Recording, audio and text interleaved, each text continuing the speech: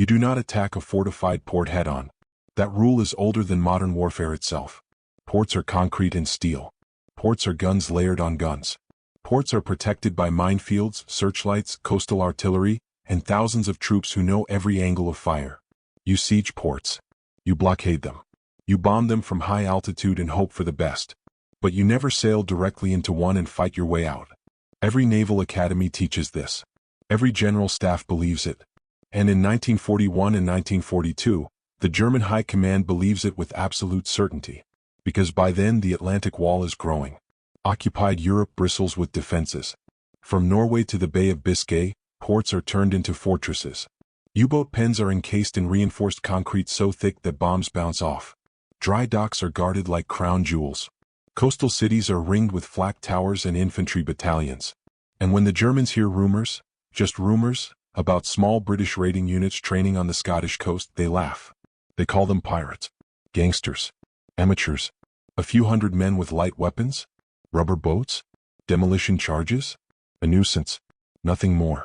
But in 1942, one man prepares to break the rule completely. And when he does, entire ports will burn. You are Lieutenant Colonel Augustus Charles Newman. You are 36 years old. You were born in India, educated in England, and you are not loud, not theatrical, not reckless. You are precise, controlled, and you do not raise your voice unless you must. You command British Commandos, men who volunteered knowing the odds would be worse, the missions darker, and the chances of survival lower than anything in the regular army. These men are miners, clerks, farmers, rugby players. They are not superhuman. They bleed. They get scared. But they share one defining trait. They accept missions that make no sense on paper. By 1941, Britain is under siege. The army has escaped Dunkirk but left its heavy equipment behind. The Luftwaffe has failed to break the island from the air, but German U-boats are strangling Atlantic supply lines. Merchant ships are being sunk faster than they can be replaced. And at the heart of this problem are ports. French ports. German U-boats sail from places like Brest, Lorient, La Rochelle, and Street Nazaire. They are repaired there, refueled there, protected there. As long as those ports function, the Atlantic remains a killing ground. Bombing has failed. The concrete pens are too strong. So a different idea takes shape. Not an invasion. Not a bombing raid. A direct assault. St. Nazaire. On the west coast of France sits the Normandy dock, the only dry dock on the Atlantic coast capable of repairing Germany's largest battleship, the Tirpitz. If that dock is destroyed, the Tirpitz cannot operate in the Atlantic. She becomes trapped in Norwegian fjords, a fleet in being but no longer a roaming terror. Destroy that dock and you change the naval balance of the war. The cost? Almost certainly the lives of the men sent to do it. You, Newman, are given the command. You understand immediately, this is not a raid meant to return intact. This is a mission designed to succeed or die trying. And the Germans? They still laugh. March 28, 1942. Just after midnight. The ship is HMS Campbellton, an old American destroyer, stripped down, modified, disguised to resemble a German vessel. Her decks are cluttered with armor plating and hidden explosives. Inside her bow, over 4 tons of amytal, packed behind a delayed action fuse. You stand on deck as the French coastline grows larger. The River Loire narrows. German searchlights sweep the water. Range closes. 4,000 yards. 3,000. 2,000. The silence is unnatural. Engines hum. Boots scrape metal. Men grip rifles and submachine guns so tightly their knuckles ache. At 1,500 yards, the first challenge signal comes from shore. The Campbellton answers, with captured German codes. For a moment it works. Then a flare rises. Then another. Then the night explodes. Machine guns open fire. Tracers cut red lines across the water. Coastal batteries swing toward the river channel. The Germans finally understand.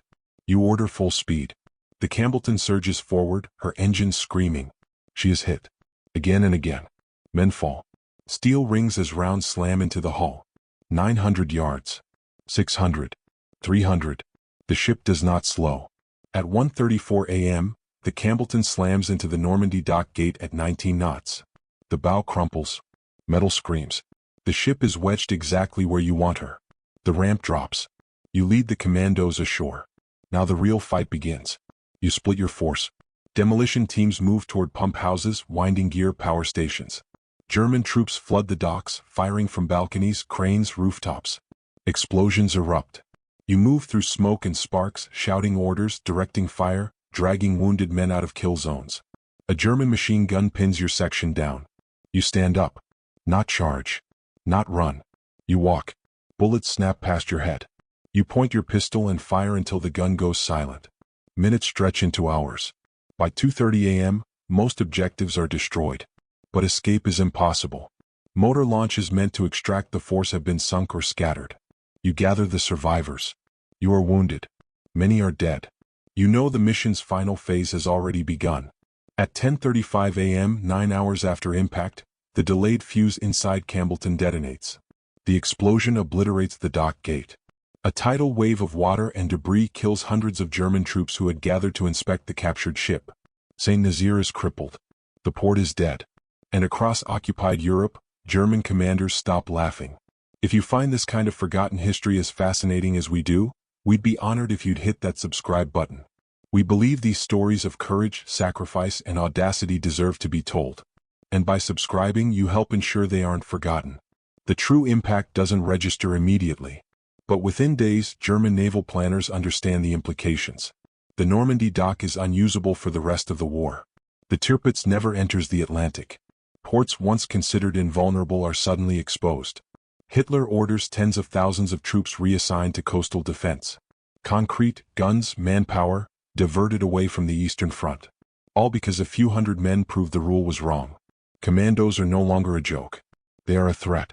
Lieutenant Colonel Augustus Newman survives captivity. He is awarded the Victoria Cross for magnificent leadership and devotion to duty. Of the 611 men who sailed to St. Nazaire, 169 are killed. Many spend the rest of the war as prisoners. They were not invincible. They were not reckless. They were willing. And today their story reminds us that history does not always turn on armies or fleets, but on small groups of men who refuse to accept what everyone else believes is impossible. If this story moved you, please hit that like button. Every click tells the algorithm this piece of history is worth remembering. We're dedicated to rescuing these forgotten stories from the archives. If you want to join us on this mission, please subscribe and turn on notifications. Where are you watching from? Drop a comment with your city or state and tell us if someone in your family served. Thank you for ensuring that Augustus Newman and the 611 men of the St. Nazaire raiding force do not disappear into silence. They deserve to be remembered.